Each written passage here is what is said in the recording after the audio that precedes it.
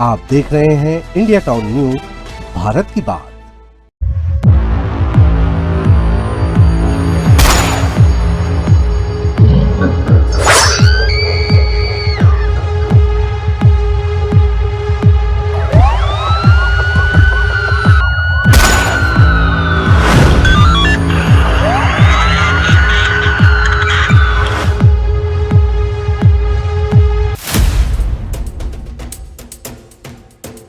सरोजनी भारद्वाज वो हाथ में चाकू लिए हुए उनके घर के अंदर थी और पूरे चाकू मार मार करके।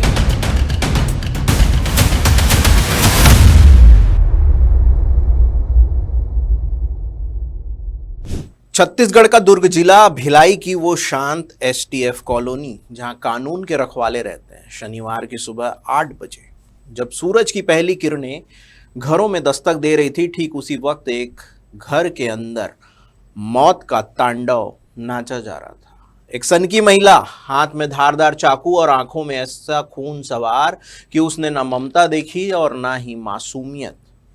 एक आरक्षक की पत्नी पर 18 बार और सो रहे मासूम बच्चे पर 14 बार चाकू से हमला। यह कोई साधारण हत्या नहीं, यह नफरत और इंतकाम की वो पराकाष्ठा है जिसने पूरे दुर्ग को सुन्न करके रख दिया।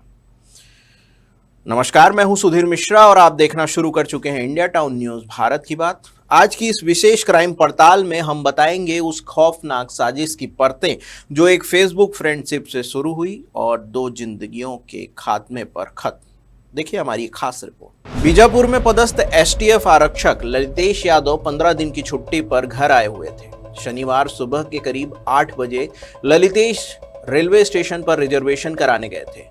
उसे क्या पता था कि उसके घर से निकलते ही यमराज घर का दरवाजा खटखटाने वाला है। ललितेश के जाते ही 25 साल की सरोजनी भारद्वाज घर में दाखिल होती है। उसके हाथ में झोला था, लेकिन उस झोले में सामान नहीं बल्कि मौत का हथियार छुपा था।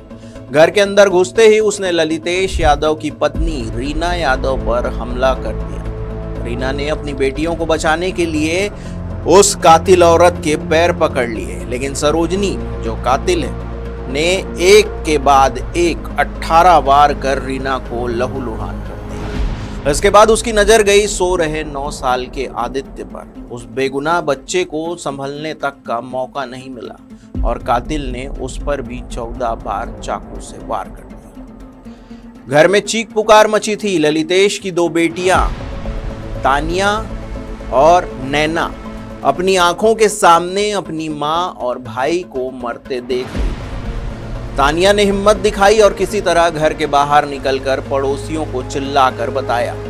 वहीं नैना, जिसने मौत को अपने करीब से देखा, वो भागकर बाथरूम में घुस गई और अंदर से लॉक लगा दिया। कातिल सरोजनी बाहर दरवाजा पीटती रही, लेकिन नैना की उस सूझबूझ ने उसकी जान बचा ली। अगर तानिया बाहर ना निकलती और नैना बाथरूम में न छिपी होती तो आज मरने वालों की संख्या 4 होती। पड़ोसियों ने जब घर घेरा तो सरोजनी भागने की कोशिश कर रही थी, लेकिन लोगों ने उसे दबोच लिया और चाकू छीनकर पुलिस के हवाले कर दिया। अब सवाल उठता है कि आखिर सरोजनी ने ऐसा क्यों किया।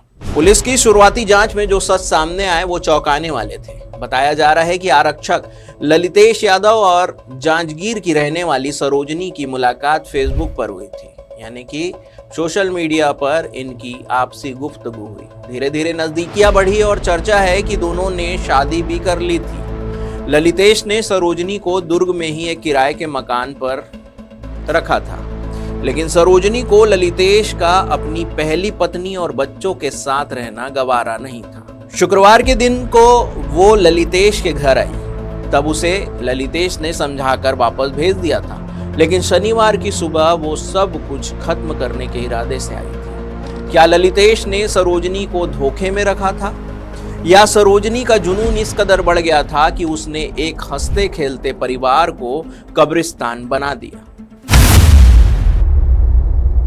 अब बताते हैं इस मामले की आगे की कार्रवाई। इस मामले में भिलाई सीएसपी सत्य प्रकाश तिवारी के मुताबिक आरोपी महिला हिरासत में है। उस पर हत्या और हत्या के प्रयास का मामला दर्ज किया गया है, लेकिन पुलिस की तफ्तीश अभी गहरी है। क्या इसमें किसी और का हाथ है? क्या ललितेश को अंदाजा था कि सरोजनी इस हद तक जा सकती है? अस्पताल में इलाज के दौरान रीना और मासूम आदित्य ने दम तोड़ दिया, जबकि दोनों बेटियां अभी भी सदमे में हैं। स्मृतिनगर चौकी क्षेत्र के कातुल बोर्ड स्थित एसटीएफ कॉलोनी के डी ब्लॉक में D15 में एसटीएफ के आरक्षक ललितेश यादव रहते हैं। ललितेश यादव के मकान में D15 में उनकी पत्नी और उनके 3 बच्चे ये रहते हैं। आज 7:30 बजे से 8 बजे के बीच में प्रातः ललितेश यादव रिजर्वेशन के काम से रेलवे स्टेशन दुर्ग गए हुए थे।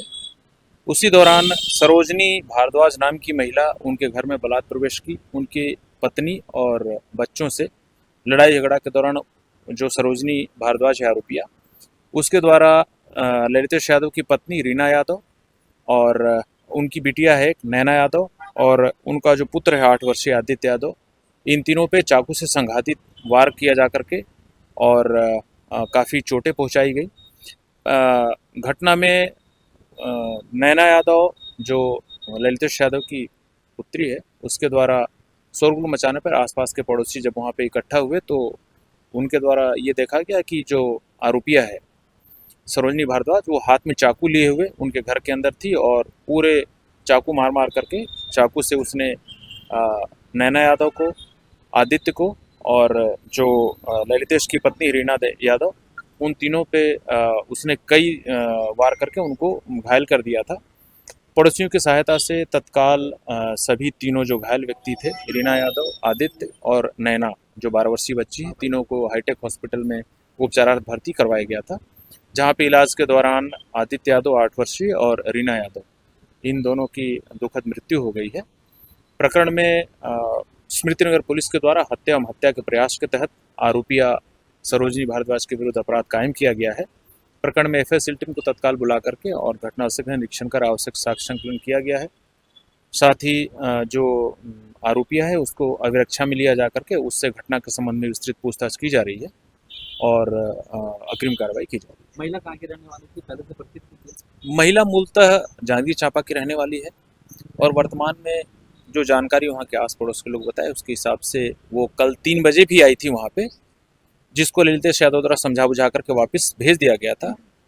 घटनास्थल के निरीक्षण और घटनास्थल में जो वस्तुस्थिति है, जो साक्ष्य हैं, उसके हिसाब से ऐसा प्रतीत होता है कि महिला प्री प्लान करके और वहाँ आई है घर में और घर में ललितेश यादव की पत्नी रीना यादव और उसके 8 वर्षीय बालक की उसके द्वारा चाकू मारकर हत्या की गई।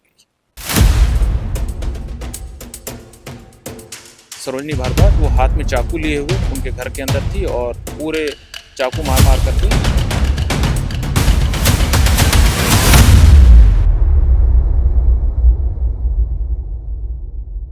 छत्तीसगढ़ के दुर्ग जिले की इस घटना ने समाज के सामने कई सवाल खड़े कर दिए हैं। एक आरक्षक जिसका काम लोगों की सुरक्षा करना है, उसके अपने निजी रिश्तों ने उसके ही घर को शमशान बना दिया।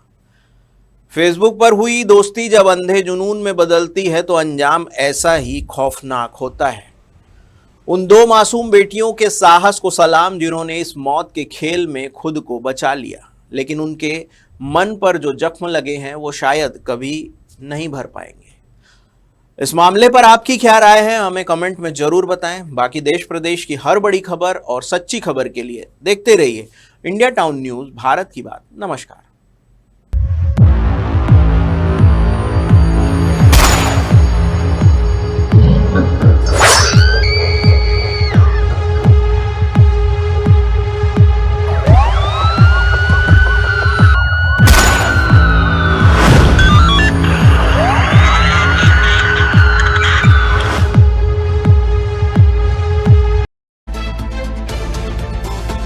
आप देख रहे हैं इंडिया टाउन न्यूज, भारत की बात।